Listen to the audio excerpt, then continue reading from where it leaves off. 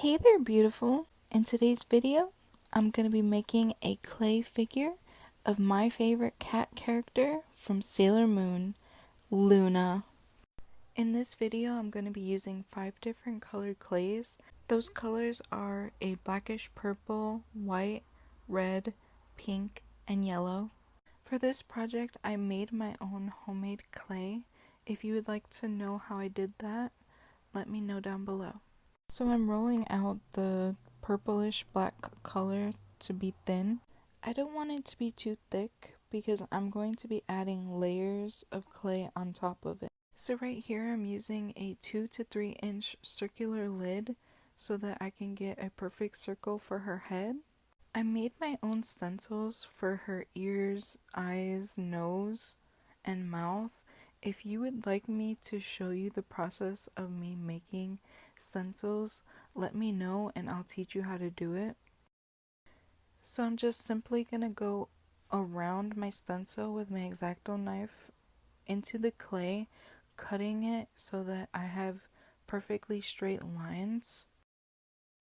Then once I have the ears all cut out, I'm going to blend the clay into the perfectly circle base so that they're attached. In the manga series Sailor Moon, the character Luna is a black cat who awakens all of the Sailor Scouts and has the ability to give them their magical pens. So some backstory on the TV series Sailor Moon. The Moon Kingdom was under attack by Queen Beryl, a villain who wanted to take away the moon crystal, basically for the power of the moon. So to save the whole universe, Queen Serenity had to send her daughter, all of the guardians, and the advisory cats into the future onto the planet Earth so that it can preserve the power of the crystals. The only characters with memories of this war on the moon was the advisory cats Luna and Artemis, and their orders was to make sure that the Sailor Scouts was safe and that they were to awaken them when the time was right. So in the beginning of the story, Luna and Artemis got separated. So it was all up to Luna to make sure she found all of the Sailor Guardians and to awaken them and let them know who they really were in the past life.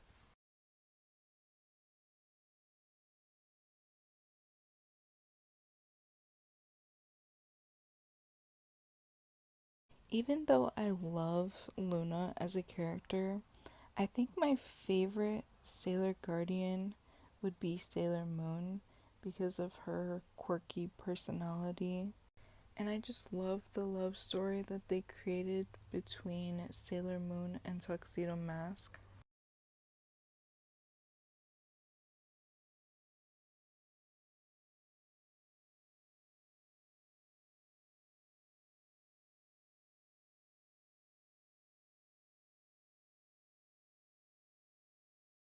If you're a big fan of the Sailor Moon manga, comment down below what your favorite character is and why you like that character so much.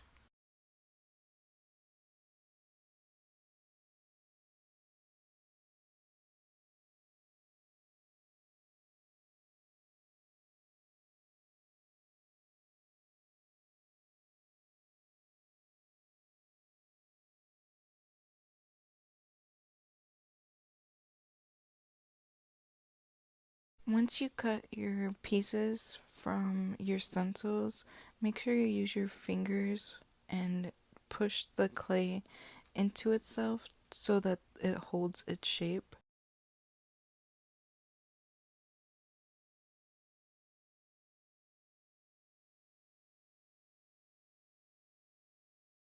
So now I'm taking pink clay and I'm going to do the insides of the ears. When you're rolling out your clay, make sure that it's not too thick. So now I'm taking my stencil and my X-Acto knife and I'm just going to cut around my stencil, and then I'm going to press the pink clay on top of the black base clay and try to fuse it so that it sticks. If you can't get the two clays to fuse together, you can just lay it on top of the base, shape it to how you would like it to look, and then once it dries, you can remove the clay off of the base and glue it into place, and it will hold a whole lot better. Or you can also use some kind of metal pins or wires to hold it down. In this project, I had to glue it into place. So now I'm taking the stencil for the mouth and I'm just cutting it out with my X-Acto knife. Make sure you press it down so that it's secure.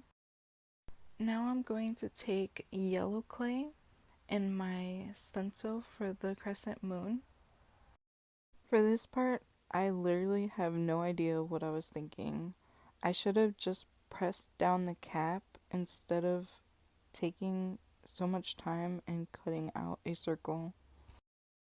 I must really like to do things the hard way because there are so much more easier ways of doing this, but in that moment I just could not for the life of me figure this part out. I had a really tough time getting this crescent moon into the shape of a crescent moon. So my plan was to just keep pressing it down to make it as thin as possible and just cut off the excess, which in the end it started looking more like my stencil. Fun fact: in the original TV series Sailor Moon, Luna the cat was the color purple instead of black. I felt like the crescent moon was the most important part to this project, so I took my time and made sure it was just right. Once I got it close enough to the shape I wanted, I used the small cap to make the inside of the crescent moon more circular.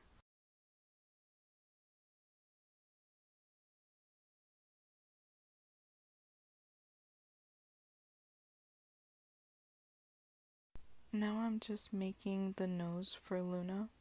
How I did this was I took a small piece of the yellow clay and I shaped it into a small oval. Now I'm taking my white clay, I'm going to roll it out to be thin for the eyes. Now I'm taking my stencil and I'm just going to cut around it.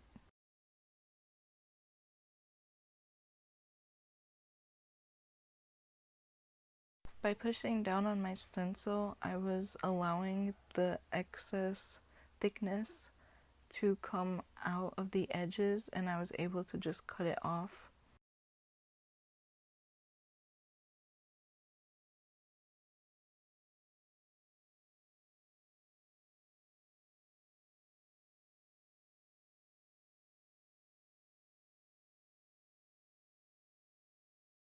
And now I'm just gonna do the other eye.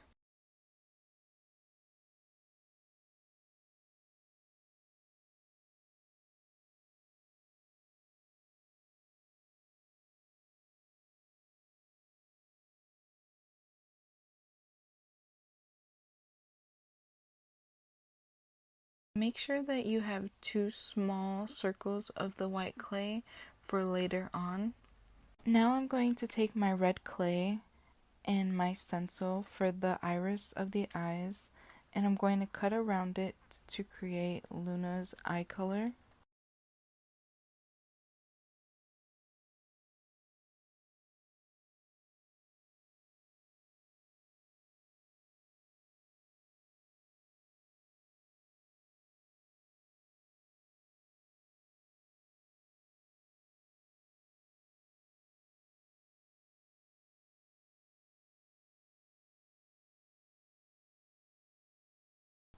Make sure you put a small slit or a triangle shape into the iris.